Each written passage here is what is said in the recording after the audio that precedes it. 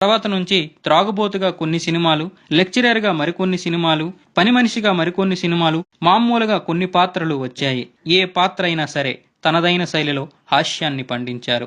ఆది, ఆనందం, సొంతం, నువ్వు లేక నేను లేను, శివమణి, అమ్మా నాన్న ఓ తమిళమ్మాయి, బన్నీ, అందరివాడు, చిరుత, కింగ్, రెడీ, ఆంజనేయులు, నమో వెంకటేశ, దుబాయ్ సీను, దూకుడు, జులాయి, అత్తారింటికి దారేది, బాద్షా, ఆగడు, రేసుగుర్రం, పటాస్, సన్ ఆఫ్ సత్యమూర్తి వంటి ఇంకా ఎన్నో సినిమాల్లో తన హాస్యముతో తెలుగు ప్రేక్షకుల్ని కడుపుబ్బా నవ్వించారు. ముఖ్యంగా శ్రీనువైట్లు తీసిన సినిమాలలో బ్రహ్మానందం గారితో పాటు ఎంఎస్ గారికి కూడా ఒక ప్రత్యేకమైన పాత్ర ఇస్తారు.